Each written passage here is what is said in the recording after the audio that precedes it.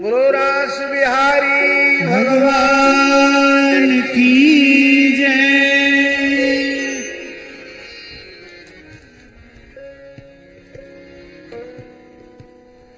इस प्रकार से भगवान की महारास लीला का यह दिव्य प्रकरण संपन्न हुआ।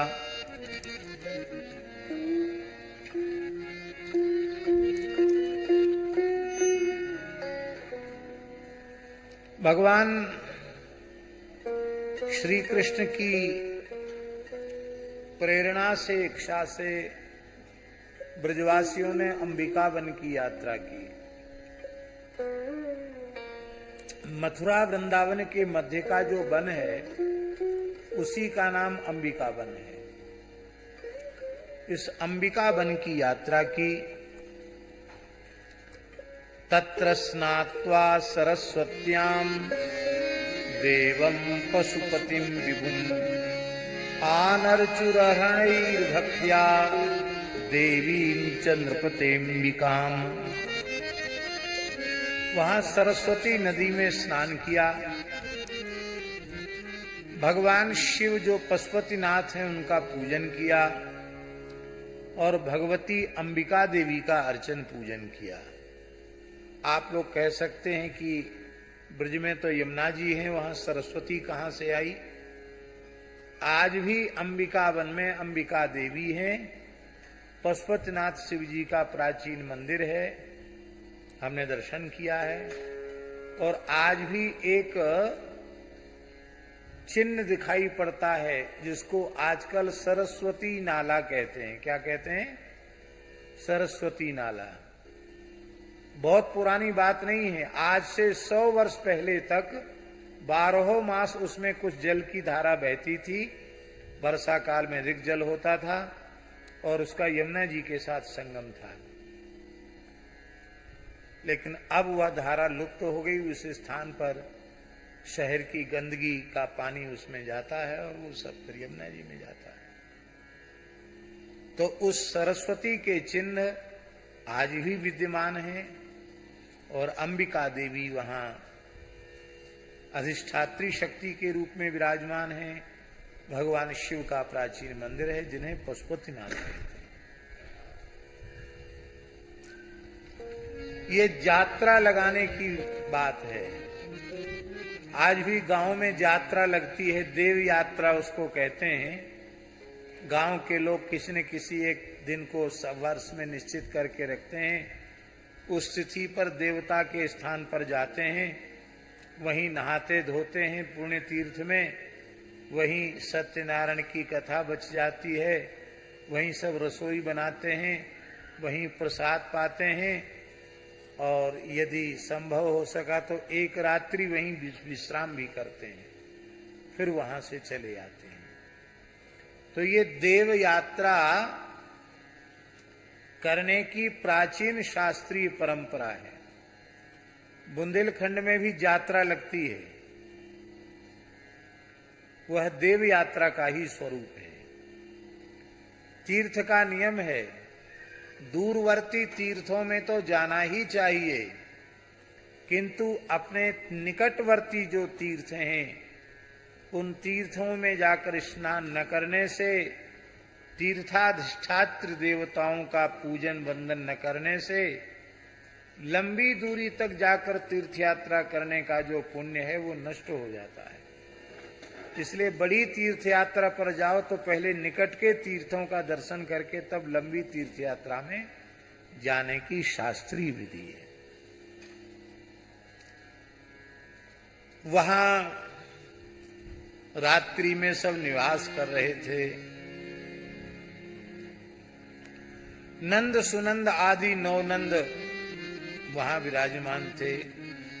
उसी समय एक अत्यंत विशाल काय अजगर ने सोए हुए नंद बाबा के चरणों को निगलना प्रारंभ किया। लगभग जंघा तक, कमर तक वह निगल गया था। बाबा चिल्लाए स चुक्रोशाहिना ग्रस्तः कृष्ण कृष्ण महानयम सर्पो माम गृषते तातो प्रपन्नम परिमोचय। बेटा कृष्ण दौड़ो दौड़ो, देखो मैं आपकी शरण में हूं, आप मेरी रक्षा करो, यह अजगर मुझे निगले जा रहा है।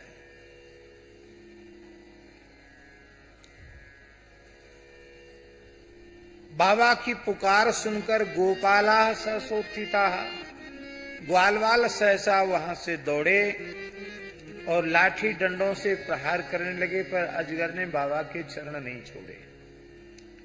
तब अलातैर दह्य मानोपी नामुंचित तम उरंगम, उस उरंगम ने, उस सर्प ने, अजगर ने जलती हुई लकड़ियों से पीटने पर भी बाबा को नहीं छोड़ा। उस समय भगवान श्री कृष्ण दौड़कर आए और तमस्पृशत पदाभ्येत्य भगवान सात्वताम पति, भगवान ने अपने चरण का स्पर्श कराया और जैसे ही चरण का स्पर्श हुआ, सवई भगवत श्रीमत पाद स्पर्श हता शुभा, भगवान के चरण स्पर्श से उसके संपूर्ण अशुभ नष्ट हो गए। सर्प विग्रह त्याग करके सुंदर विद्याधर के रूप में वह प्रकट हो गया। हमारे पूज्य गुरुदेव श्री भक्तमाली जी महाराज इस प्रसंग में एक बड़ी विलक्षण बात कहते थे। महाराज जी कहते थे कि बाबा ने ठाकुर जी से पूछा, कृष्ण कहाँ बाबा?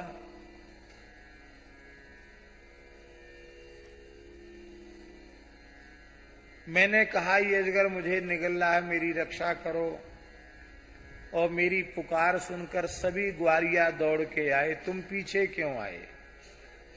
तुम यहीं उपस्थित थे, तो ये अजगर मुझे निगल रहा था, तो बिना बुलाए भी मेरी रक्षा के लिए आना चाहिए था। तो महाराज जी कहते थे कि ठाकुर जी ने मुस्कुरा करे कि बाबा हमने एक नियम बनाया है, कहा मैं रक्षा तो जीव की करूं अवश्य, पर वो एक बार प्रार्थना अवश्य करे कि हे नाथ मैं आपकी शरण में हूं, मेरी रक्षा करो। इसी को कहते हैं संसार तंत्र बाहित्वात रक्षापेक्षा मपेक्षते। भगवान को यह अपेक्षा रहती कि जीव अपनी रक्षा की प्रार्थना करे, ऐसा नहीं विधान भगवान बनाकर रखेंगे तो भगवान का बनाया हुआ संसार का तंत्र बिगड़ जाएगा। फिर कौन भगवान की स्तुति करेगा, कौन भगवान की आराधना उपासना करेगा, कौन पुकारेगा भगवान को? फिर कोई भगवान को पुकारने वाला नहीं। इसका तात्पर्य यह है कि एक बार रक्षा की प्रार्थना तो जीव को करनी ही चाहिए। सकृत एव प्रपन्नाय तवास्मीति च याचते, तब अस्मि इति च याचते, मैं तुम्हारा हूं ऐसा कहे तो अभयम सर्वभूतेभ्यो ददाम्येतद्व्रतं मम, मैं उसे प्राणी मात्र से निर्भय कर देता हूं। एतद मम व्रतम, यह मेरा व्रत है, यह मेरी प्रतिज्ञा है। इसलिए बार बार भगवान को याद दिलाते रहना चाहिए कि हे नाथ मैं आपकी शरण में हूं। हरि शरणम हरि शरणम हरि शरणम हरि शरणम हरि शरणम हरि शरणम हरि शरणम हरि शरणम हरि शरणम हरि शरणम हरि शरणम हरि शरणं हरि शरणं हरि शरणं हरि शरणं हरि शरणं हरि शरणं हरि शरणं हरि शरणं हरि शरणं हरि शरणं हरि शरणं हरि शरणं। सीधी सादी बात है कि मेरी रक्षा करो, मैं शरण में हूं। ऐसी पुकार भगवान का बाप भी न करे तो भी भगवान उसे बचाते नहीं। भगवान के पिता को भी यह कहना पड़ता है कि मैं आपकी शरण में हूं, मेरी रक्षा करो। अब आप एक प्रश्न कर सकते हैं, करना चाहिए आपको, कि संपूर्ण प्रहलाद चरित्र में कहीं भी प्रहलाद जी ने त्राहिमाम पाहिमाम रक्षमाम नहीं कहा, फिर भगवान ने बारंबार उनकी रक्षा कैसे की?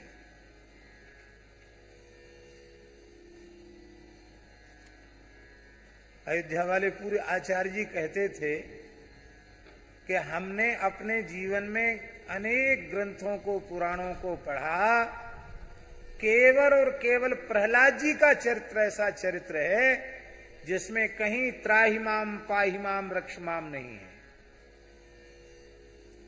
और अनेक संकटों से प्रहलाद जी की रक्षा हो गई। तो यहां तो पिताजी कह रहे हैं कि मैं आपकी शरण में हूं, मेरी रक्षा करो, तो भगवान बचाने आते हैं। और प्रहलाद जी ने एक बार भी नहीं कहा, फिर भी भगवान बिल्कुल तैयार खड़े हैं प्रहलाद जी की रक्षा में। यहां भगवान ने अपना नियम क्यों शिथिल कर दिया? प्रहलाद जी की रक्षा कैसे हो गई?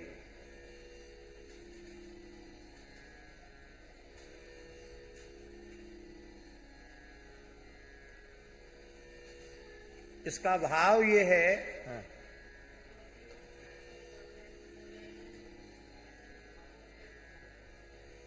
हाँ, ये उत्तर विष्णु पुराण में दिया गया है कि सर्वत भगवत दर्शन करते करते, पूज्य पिताजी बोल रहे हैं कि सर्वत भगवत दर्शन करते करते प्रहलाद जी भगवत रूप हो गए। ये तो है ही है, पर इसका जो मूल भाव है वो ये है कि शरणागति के जो 6 अंग हैं, आनुकूल्य से संकल्प, प्रातिकूल्य से वर्जनम, रक्षिष्यतीत विश्वासो गोप्तृत्वे वर्णम तथा आत्मनिक्षेप कार्पण्यम षड्विधा शरणागति। इसमें रक्षिष्यतीत विश्वास, ये जो प्रहलाद जी के भीतर था कि भगवान हमारी रक्षा करने वाले हैं, ये विश्वास उनको हो गया, तब कहने की क्या आवश्यकता पड़ गई? क्या भगवान को खबर नहीं है क्या?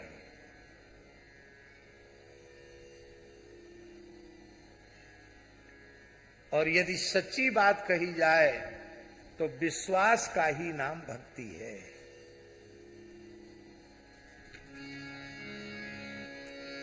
विश्वास माने भक्ति। गोस्वामी जी ने 2 तूक शब्दों में कह दिया, बिनु विश्वास भगति नहीं, तेहि बिन द्रवहि न राम।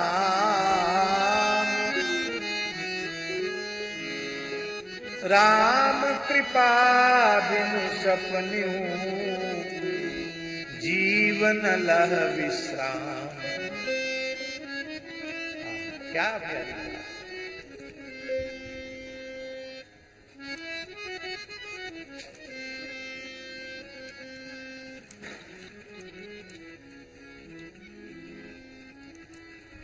विश्वास जो सुदृढ़ होता है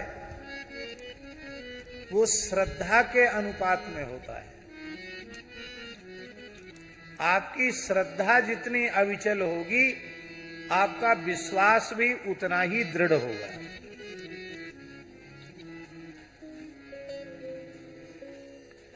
श्रद्धा कमजोर होगी तो विश्वास भी कमजोर रहेगा। नंद बाबा के मन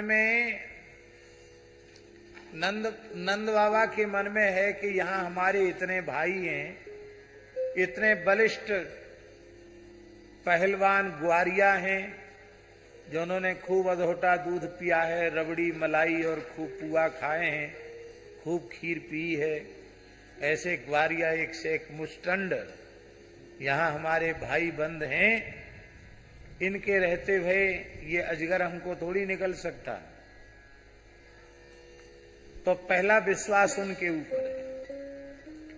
जब देखा कि इनके लाठी डंडों की मार से भी हम बच नहीं पाए, अजगर ने हमको नहीं छोड़ा, जलती हुई लकड़ियों से पीटने लगे तो भी अजगर ने नहीं छोड़ा। तब बाबा ने पुकारा कि कृष्ण कृष्ण महानयम सर्पो माम ग्रसते तात प्रपन्नम परिमोचय। जब तक द्रौपदी ने पांडवों की ओर देखा, द्रोणाचार्य कृपाचार्य अश्वत्थामा आदि की ओर देखा, तब तक श्री कृष्ण का अवतरण नहीं हुआ। और जब सबको छोड़कर एकमात्र श्री कृष्ण को पुकारा तो बसन रूप भय श्याम, भगवान ने वस्त्रावतार दे दिया। इसलिए शरणागति में अन्याश्रय सर्वथा वर्जित है। जो भगवान का शरणागत वैष्णव है उसमें भगवान को छोड़कर अन्य किसी का आश्रय नहीं होना चाहिए। भगवद आश्रय अन्याश्रयेण प्रपत्तिर्बाधिता भवति। जैसे ब्रह्मास्त्र किसी दूसरे अस्त्र का बंधन सहन नहीं करता है, ऐसे ही शरणागति अन्याश्रय सहन नहीं करती है।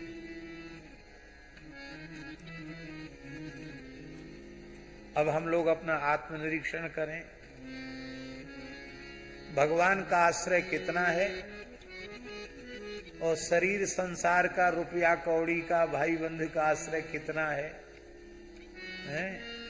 जैसा किसी दूसरे के बारे में सोचते हो ना, वैसे अपना आत्मनिरीक्षण करके देखो तो भगवान का आश्रय कमजोर है, संसार का आश्रय सुदृढ़ है। और यही हमारी दुर्दशा का कारण है।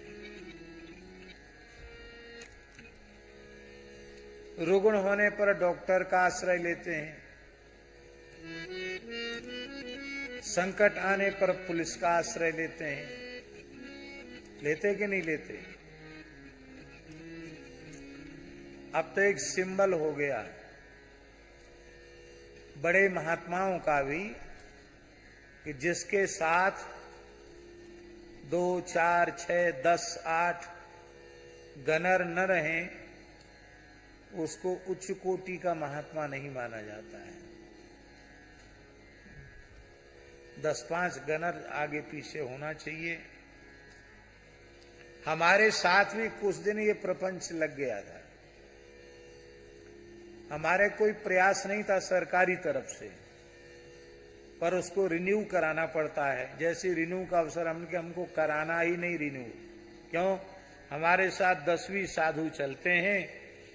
अब वो साधु संग छूट रहा है, ये सब वर्दी वाले लोग घुस जाते हैं और फिर सब आचार विचार भी जैसी आराम हो जाता है। हम तो राम जी की सुरक्षा में हैं। बोले आप गाय के बारे में बहुत ऐसा बोलते हो, कहीं कुछ हो जाए तो को जैसे शरीर का जैसा विधान होगा वैसा हो जाएगा, उसकी चिंता क्या करनी है। पूज्य गुरुदेव भक्तमाली जी महाराज अत्यंत अस्वस्थ थे। उस समय भयंकर साइटिका के दर्द से वे पीड़ित थे। पैरों पर सूजन हो गई थी, कमर में सूजन थी। पूष का महीना था, भयंकर ठंडी थी और महाराज जी को गुजरात की यात्रा पर जाना था, ध्रांगध्रा की यात्रा पर। स्थिति ये थी कि उनको लवशंका के लिए भी पकड़कर ले जाना पड़ता था, ऐसी स्थिति थी। हम लोगों ने बहुत प्रार्थना की, महाराज जी मत जाइए। बोले नहीं, प्राण देकर भी सत्य की रक्षा करनी चाहिए। हम स्वयं पत्र लिख चुके हैं कि हम अमुक तिथि को अमुक गाड़ी से पहुंच रहे हैं, तो अब हम तो जाएंगे।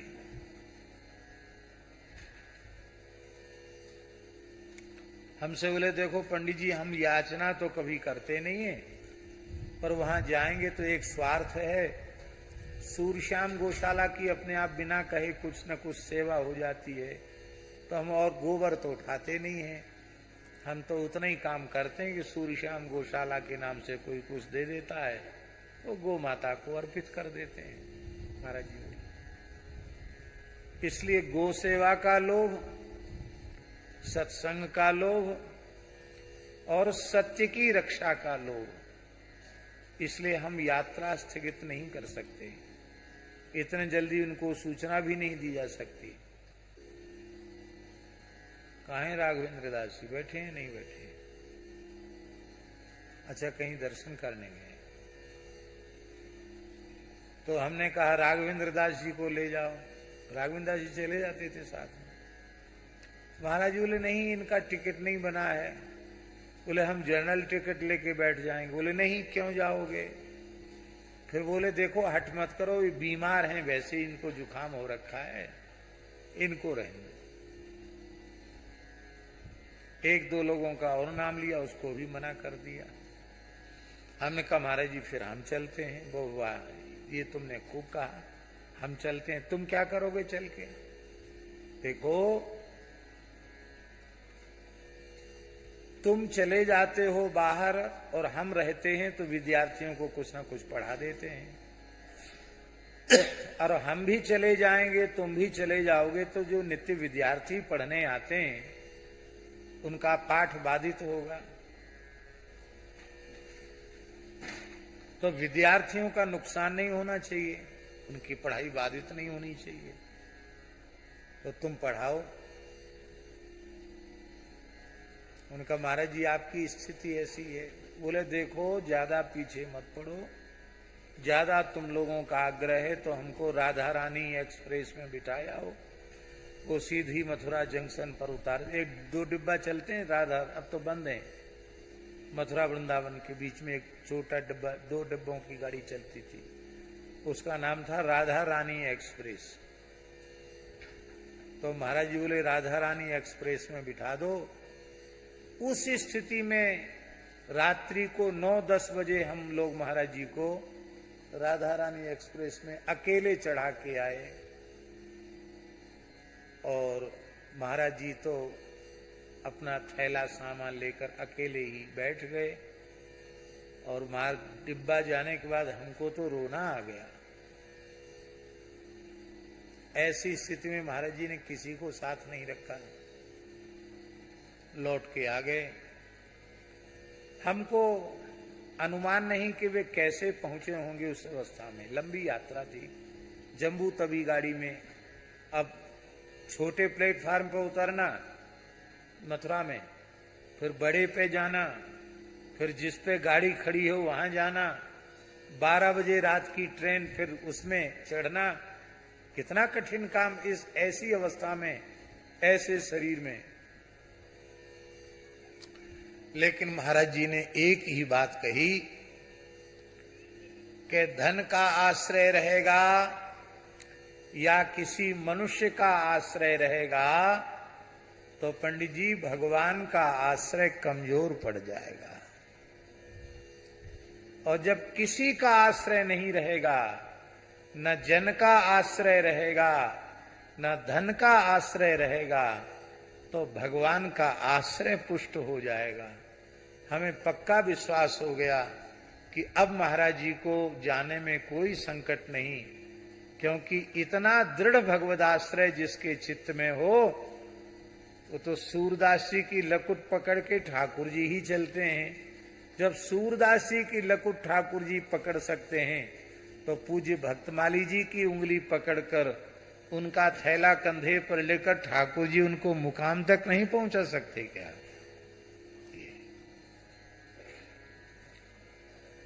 आश्रय, ये प्रत्यक्ष महाराज जी के जीवन में देखा कि भगवान का अनन्य आश्रय, किसी मनुष्य का या किसी धन का आश्रय उनके जीवन में नहीं था।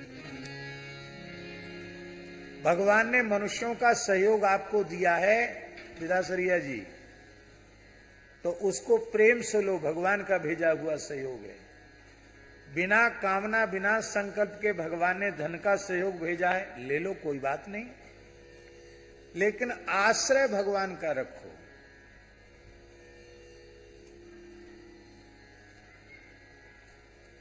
आपने कुछ सेवा अर्पित की और यहां सेवा की आवश्यकता थी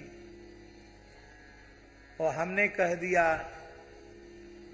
बिहारी लाल जी आप तो बड़े उदार हैं, बड़े संत सेवी हैं, बहुत अच्छे हैं, आप ये सेवा न करते तो पता नहीं यहां क्या हो जाता। तो ये बात सच्ची है कि झूठी? बोलो, सच्ची तो नहीं है। हमारे चलाए संसार तो चल नहीं रहेगा, चल नहीं रहा है, और हमारे चलाने से चलेगा भी नहीं। आज मर के देख लो, कोई काम रुक जाए तो किसी का कोई काम रुकने वाला है नहीं। तब हमें क्या कहना चाहिए? ये हम बता रहे हैं वैष्णव की भाषा कैसी होनी चाहिए। तब आपको कहना चाहिए भगवान कितने करुणामय हैं। यहां भगवान की सेवा में, गौ की सेवा में, संत की सेवा में आवश्यकता थी। भगवान ने कृपा पूर्वक आपके भीतर प्रेरणा कर दी और भगवान ने इस सेवा के द्वारा यहाँ के लोगों को भी सेवा प्रदान करके धन्य कर दिया और आपको भी माध्यम बनाकर धन्य कर दिया। अब इस भाषा में यदि उसे धन्यवाद दिया जाए तो दाता पने के अहंकार से मुक्त हो गया और गृहीता को भी भगवान की कृपा की अनुभूति हो गई और दाता भी अहंकार से बच गया, उसे भी कृपा की अनुभूति हो गई। वैष्णव की भाषा में मैंने किया, मेरे द्वारा हुआ, ये नहीं। कर्ता कारिता श्री राम जी हैं, करने वाले भगवान हैं, कराने वाले भगवान हैं। भगवान ने यदि सेवा की सामर्थ्य हमें न दी होती तो क्या हम सेवा कर सकते थे? ये सामर्थ्य किसकी दी हुई है? अच्छा एक बात बताओ, क्या सेवा सामर्थ्य से होती है? हमें तो उतना ज्ञान नहीं है, आपको ज्यादा ज्ञान है। एक से एक सामर्थ्यवान संसार में पड़े हैं। ये सबका सौभाग्य नहीं है कि उनके द्वारा सेवा हो जाए। और कितने गरीब ऐसे होते हैं जो सेवा करते हैं।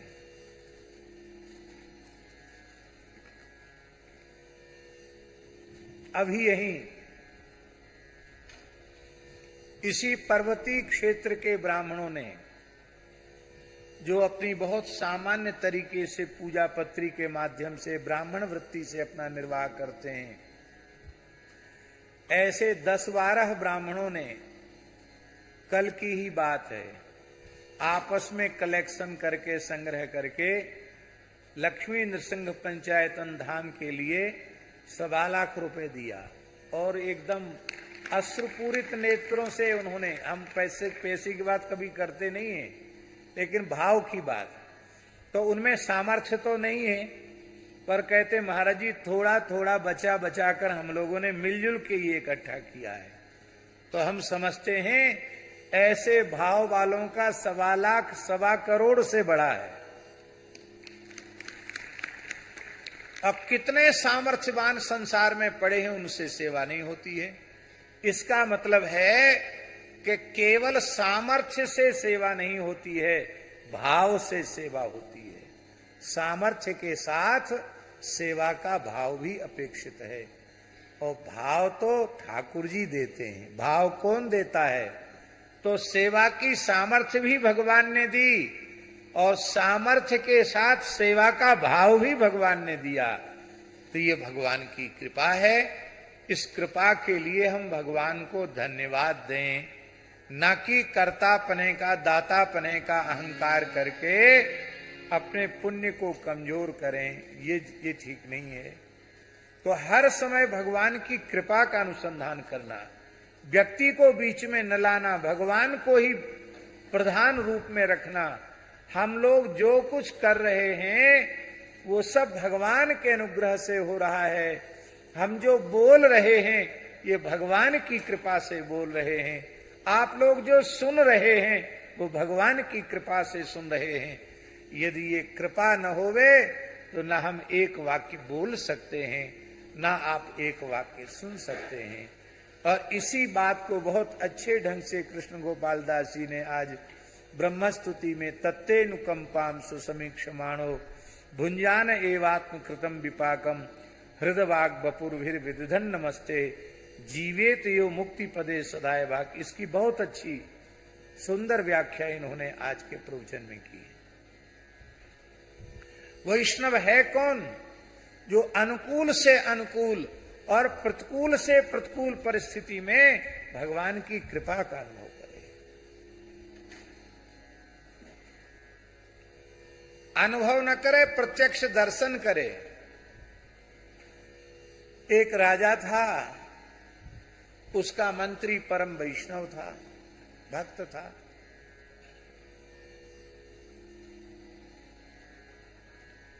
हर बात में कहता था भगवान की बड़ी कृपा हुई, बहुत अच्छा हो गया।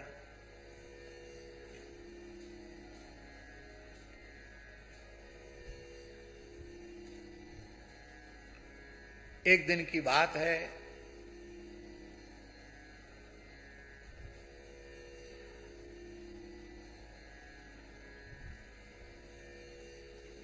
राजा का गन्ना चूसते समय फांस लग गई और हाथ से कुछ रक्त निकल गया, उंगली कट गई। कई बार ऐसा चीर जाती, उंगली कट गई, घाव हो गया, खून निकल आया। तो मंत्री ने कहा भगवान की बड़ी कृपा, बहुत अच्छा हुआ। इतना सुनते ही राजा क्रोध में आग बबूला हो गया। पहले मेरी उंगली कट गई, खून निकल गया, तो तुम कहते हो भगवान की बड़ी कृपा, बहुत अच्छा हो गया।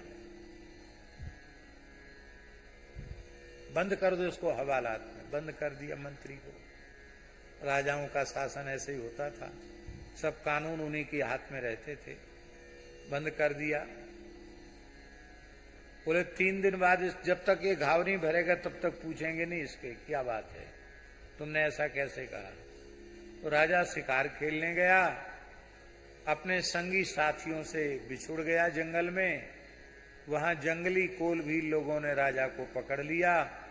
उन्होंने भद्रकाली की मनौती मांगी थी कि हम नरबलि देंगे। बोले ये बहुत मोटा ताजा है, इसी की बलि देंगे। राजा को पकड़ लिया, देवी के सामने नहला धुला के ले गए। बोले देखो इसके कोई घाव वाव तो नहीं है। तो महाराज उंगली में उसकी उंगली कटी हुई थी। तो कटी पटी जो क्षत विक्षत जो पशु है वो बलि में अर्पित नहीं होता है। अरे बोले तो बेकार है, छोड़ो उसको, छोड़ो। अब राजा को बड़ा आश्चर्य हुआ कि मंत्री जो कुछ कहता था कि भगवान की बड़ी कृपा, यदि गन्ना चूसने में ये उंगली न कटती तो आज तो गला कट जाता हमारा। तो उंगली कटी, कम से कम गला तो नहीं कटा। निश्चित ही भगवान की बड़ी कृपा है। लेकिन निरपराध बेचारे मंत्री को हवालात में बंद होना पड़ा। उससे पूछेंगे तुम्हारे ऊपर क्या कृपा हुई।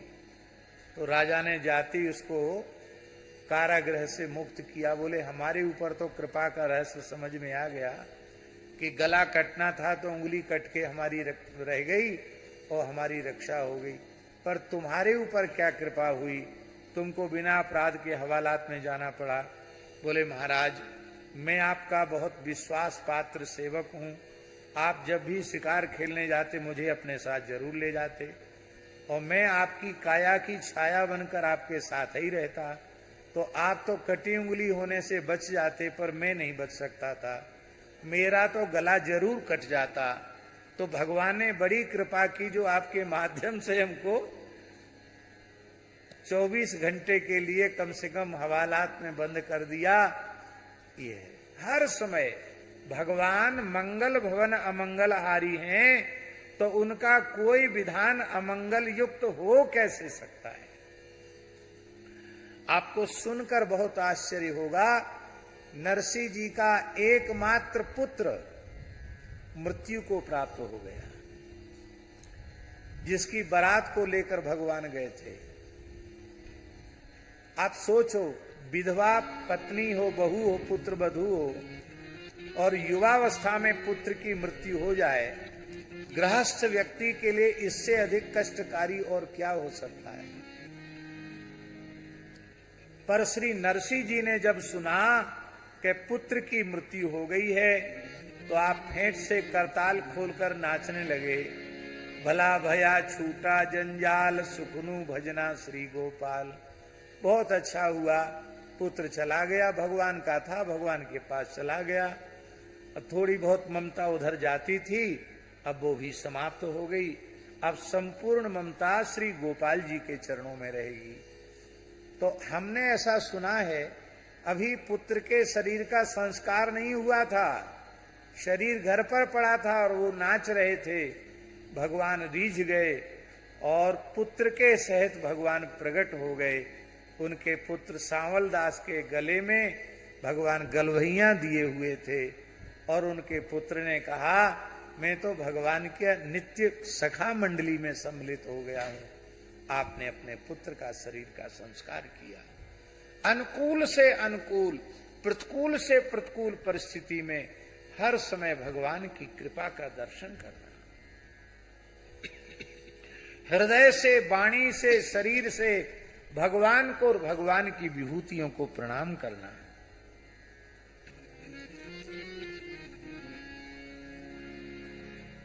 सुख दुख जो कुछ भी जीवन में आ जाए, शारीरिक आदि व्याधि आ जाए, उसमें भी भगवान को उलाहना नहीं देना। आत्मकृतम विपाकम, इसमें किसी दूसरे का दोष नहीं, हम अपना किया हुआ ही भोग रहे हैं, ऐसा अनुभव करके मन में संतुष्ट रहना। अनुकूल से अनुकूल, प्रतिकूल से प्रतिकूल परिस्थिति में भी भगवान की प्रत्यक्ष कृपा का दर्शन करना। अभी देखो, हम लोग कृपा का दर्शन करें। देव दुर्लभ मानव जन्म धर्म प्राण भारतवर्ष की दिव्य धरा पर हम लोगों को प्राप्त हो गया। बोलो, इससे बड़ी कृपा कोई हो सकती है क्या? वह भी परम पवित्र वैदिक हिंदू धर्म की परंपरा में हमारा जन्म हुआ, सनातन परंपरा में हमारा जन्म हुआ। उसमें भी हमें आस्थावान बनाया, हमें आस्तिक बनाया। आस्तिक का अर्थ है हम परलोक पुनर्जन्म में विश्वास रखने वाले हैं, धर्मशास्त्र में श्रद्धा रखने वाले हैं, संत गौ ब्राह्मण अतिथि माता पिता का आदर करने वाले लोग हैं। ये भी भगवान की कितनी बड़ी कृपा है। और सर्वोपरि कृपा तो ये है कि इस परम पवित्र देवभूमि ऋषिभूमि उत्तराखंड में साक्षात बहता हुआ पिघला हुआ जो ब्रह्म श्री विष्णु पादोद्भवा श्री गंगा जी हैं, उनकी धारा को छू करके हवा हम लोगों के शरीर में लग रही है। गंगा जी स्पर्श कर रही है हमारा निरंतर। गंगा जी की तरंग का दर्शन करते हुए, उनकी ध्वनि का श्रवण करते हुए हम लोग मानव जन्म का सर्वोत्कृष्ट फल सत्संग प्राप्त कर रहे हैं। ये गंगा जी की कितनी बड़ी कृपा है।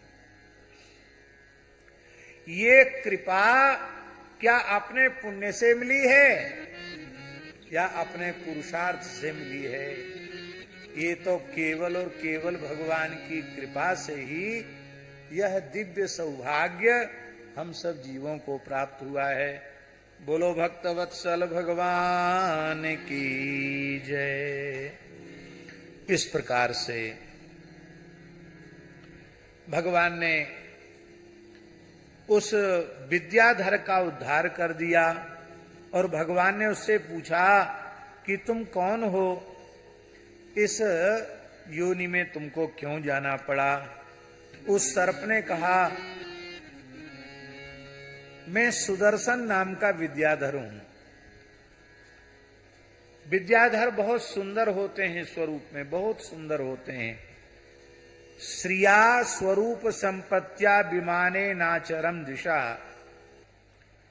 मेरे पास सौंदर्य तो था ही, रूप संपत्ति तो थी ही, और भी संपत्ति से युक्त होकर के मैं विमान में बैठ करके अव्याहत गति से विचरण कर रहा था।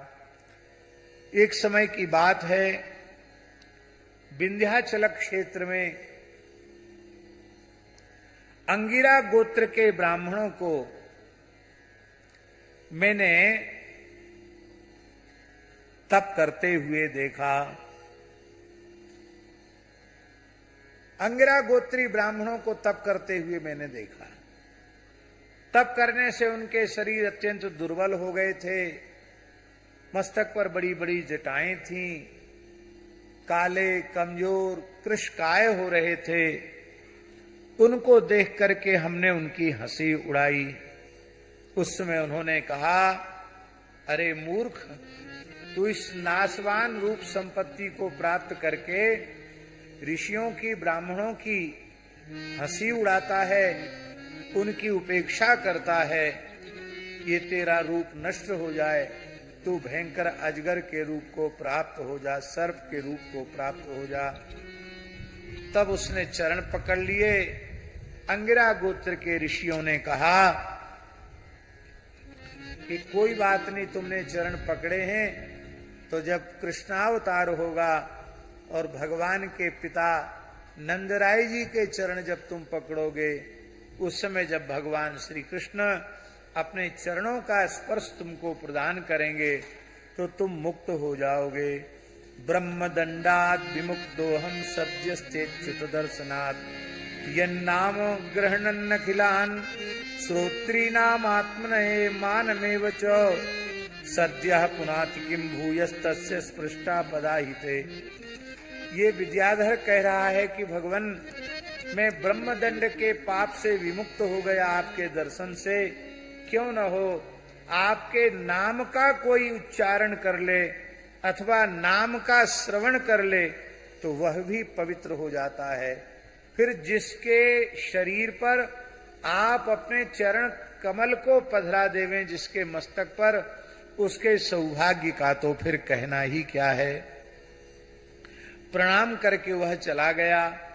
आज की रात्रि में इस अंबिका वन में भी महारास हुआ। अंबिका वन में भी रास की चर्चा है और इस रास में बलदेव जी भी सम्मिलित हैं। बलदेव जी के यूथ की गोपियां अलग हैं और दाऊ जी का और कृष्ण भगवान के यूथ की गोपियां अलग हैं और इसमें सम्मिलित रास है, इसलिए समूह नृत्य को भी रास कहा जाता है। ये सामूहिक नृत्य था जिसमें भगवान श्री कृष्ण के सखा भी थे, उधर दाऊ जी के सखा थे, श्री कृष्ण की सखियां थीं, दाऊ जी की सखियां थीं और एक दिव्य समूह रास वहां हुआ। और उसी समय एक शंखचूड़ नाम का कुबेर का सेवक यक्ष आया और उस यक्ष ने वो उपद्रव शुरू कर दिया। वहां तयोर निरीक्षतो राजस्तन्नाथम प्रमदाजनम क्रोशंतं कालयामास दिश्युदीच्यामसंकिता। उत्तर दिशा की ओर गोपियों का अपहरण करके ले जाने लगा। वो चिल्लाने लगी। तब भगवान श्री कृष्ण बलराम शाल हस्तौ, एक साल वृक्ष को भगवान कृष्ण ने बलराम जी ने उखाड़ लिया, उससे युद्ध किया और उस अधम गुह्यक को देखते देखते भगवान ने उसको पकड़ लिया और एक घूंसा उसके मस्तक पर जमाया। जहार मुष्टि नैवांग सह चूड़ामणिम बुभु। एक घूंसे में उसका संहार कर दिया। उसके मस्तक पर एक चूड़ामणि थी, उस मणि को उसके मस्तक से निकाल करके और उसे अग्रजा या ददात प्रीत्या पश्यंती नाम च योषिताम। गोपियों के देखते देखते भगवान ने वह मणि अपने बड़े भाई श्री दाऊ जी के चरणों में समर्पित कर दी। ध्यान आए क्यों समर्पित की भगवान ने? इसलिए की कि दाऊ दादा अभी से सावधान हो जाओ, ये तो ब्रजलीला है। द्वारका लीला में समंतक मणि के प्रकरण में आपको हमारे प्रति संदेह हो जाएगा, तो अब संदेह मत करना। हमको जो कोई उत्तम वस्तु मिलेगी हम तो उसे आपको ही समर्पित करेंगे। इस भाव से दाऊ जी के चरणों में अर्पित किया। बोलो भक्तवत्सल भगवान की जय। श्रीमद् भागवत में अनेक गोपियों के प्रेम गीत हैं। प्रणय गीत, वेणु गीत, युगल गीत, गोपी गीत, अनेक गीत हैं गोपियों के। उनमें युगल गीत बहुत सुंदर गीत है, बहुत ही सुंदर गीत है युगल गीत। एक बार एक सप्ताह का प्रवचन केवल युगल गीत पर हुआ है ग्वालियर में। ग्वालियर में एक बार एक सप्ताह तक केवल युगल गीत पर ही प्रवचन हुआ। बहुत सुख मिला उसमें। 2-4 श्लोक हम लोग युगल गीत के कर लेते हैं। श्री शुक उवाच गोप्यः कृष्णे वनं याते तमनुद्रुत चेतसा कृष्णलीलाः प्रगायन्त्यो निन्युर्दुःखेन वासरा।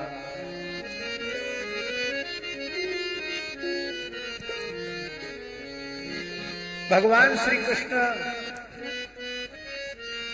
गोचारण करने के लिए चले जाते हैं। कृष्ण के साथ गोपियों का मन भी चला जाता है और वे श्री कृष्ण का चिंतन करती रहती हैं। वाणी से उनकी मधुराति मधुर लीलाओं का गायन करती रहती हैं और निन्युर दुखे नवासरान अपने दिन का समय अत्यंत कष्ट पूर्वक व्यतीत करती है। त्रुटिर युगायते त्वाम अपश्यताम। एक एक क्षण का जो समय है वो युग के समान गोपियों का व्यतीत होता है। और इस समय चिंतन करते करते वो इतनी तदाकार हो जाती हैं कि वे बैठी हैं अपने घरों में और श्री गिरिराज जी की तरहेटी में ठाकुर जी गोचारण कर रहे हैं, पर चिंतन की तादात्म्य भाव के कारण वस्तुतः वे श्री कृष्ण के निकट पहुंच जाती हैं। उनके प्राकृत देह घर पर रह जाते हैं, वो अपने भावमय देह से श्री कृष्ण के निकट पहुंचकर उनकी लीला में सम्मिलित हो जाती हैं और वहां उन भावमय देहों से जो भगवान की रूप का, भगवान की छटा का, भगवान की लीला का अनुभव करती हैं, उसी का वे अपनी इस देह से, इस बैखरी वाणी से उसका वे गायन करने लग जाती हैं।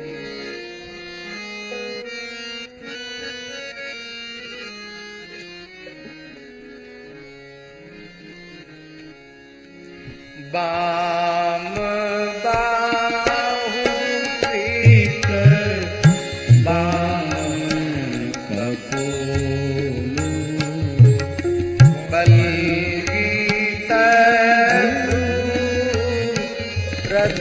रथरार्पित वेणु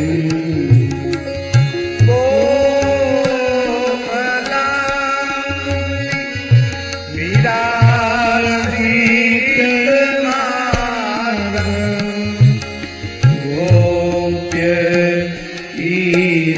ईरयति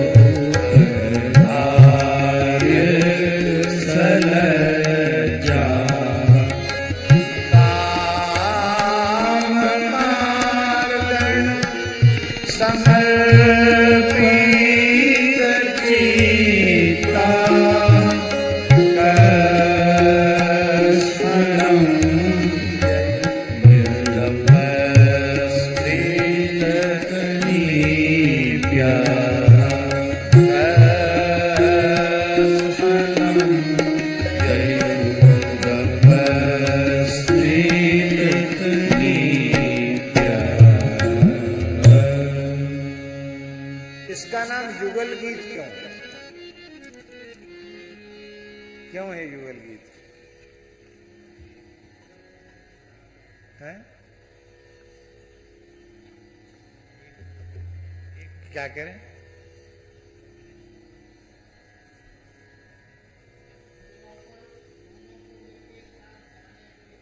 हाँ, माने दो दो छंदों की एक एक युति है, तो दो को युगल कहते हैं।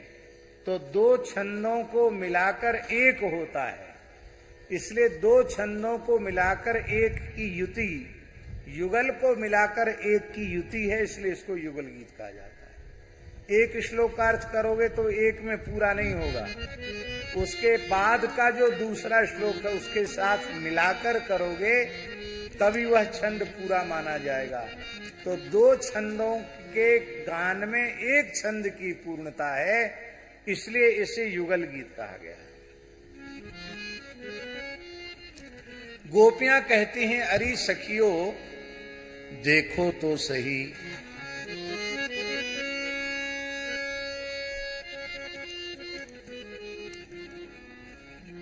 ये जो हमारे प्राण जीवन धन श्री कृष्ण हैं, ये कैसे हैं?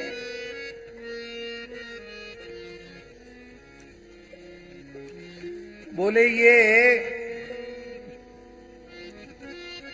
अपने से प्रेम करने वाले प्रेमी जनों को क्या दें, ये निश्चय नहीं कर पाते, क्योंकि मोक्ष तो द्वेष करने वालों को भी दे देते हैं, शत्रुता का भाव रखने वालों को भी मोक्ष दे देते हैं। तो जो वस्तु द्वेष करने वालों को दे दें वही प्रेम करने वालों को दे दी जाए, तब तो हो जाएगा अंधेर नगरी चौपट राजा, टके शेर भाजी टके शेर खाजा। फिर प्रेम करने के अलग से महिमा क्या रही? तो गोपियां कहती हैं, इन हमारे प्राण जीवन धन श्री कृष्ण का स्वभाव ऐसा है कि प्रेमी जनों को और कुछ न देकर अपना प्रेम ही देते हैं, और मोक्ष तो द्वेष करने वालों को भी दे देते हैं। ऐसा इनका सुंदर स्वभाव है। ये नटनागर श्याम सुंदर बाम बाहु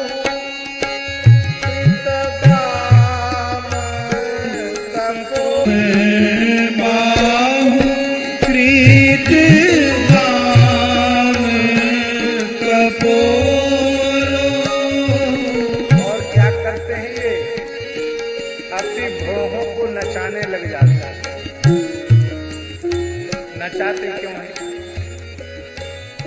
इसलिए नचाते हैं कि और कोई बाजा बजाने वाला वो ताल देता है। अब जैसे ये हमारे कलकत्ता वाले सितार वाले बाबूजी हैं, तो ये अब दोनों हाथ तो इनके व्यस्त हैं सितार बजाने में, तो सम आती है तो अपने पैर को थोड़ा हिला देते हैं। खाली कहाँ गया, कभी ऐसे हो जाते कभी ऐसे हो जाते हैं। इससे पता चलता है कि ये ताल का पूरा ध्यान रख करके बजा रहे हैं।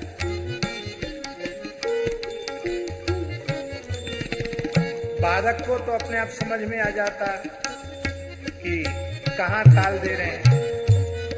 गायक भी अपने हाथ से जंघा पर अथवा थाली पर ताल दे करके, अथवा कुछ नहीं तो हारमोनियम को ही ठोक करके ताल दे देते हैं। अब बांसुरी वाला कैसे ताल दे? बलगीता उनको नचाकर ताल देते हैं। बलगीता वही नचाने लग जाते हैं। रधरा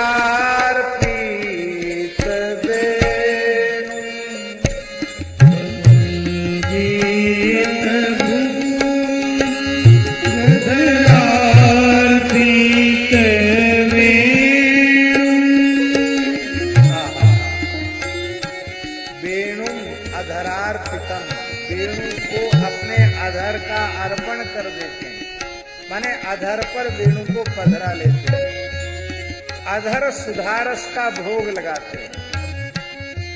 भगवान वेणु का जितना आदर करते हैं, जितना प्रेम करते हैं, शायद उतना अन्य किसी का नहीं। भगवान के श्रीअंग की शोभा में कृष्णोपनिषद में लिखा है कि वेणु साक्षात भगवान शिव ही, वंशस्तु भगवान रुद्र, साक्षात शिवजी ही है। और स्कंद पुराण में लिखा है राधा कृष्ण का प्रेम ही बंसी बनी हुई है। स एव सा ससई वास्ती बंसी तत्प्रेम रूपिका, जुगल का मूर्तिमंत प्रेम ही बंसी है। कितना आदर करते हैं, अपने कर कमल का पलका बिछाते हैं। कर कमल है ना, हाथ में रखते हैं, कर कमल का पलका बिछाते, पलंग बिछाते हैं। इसको कोमल कोमल अधर की तकिया लगाते हैं, अधर सुधारस का भोग लगाते हैं। और ये जब ये ठाठ से पौड़ जाता है इनके अधर की तकिया लगा के, तो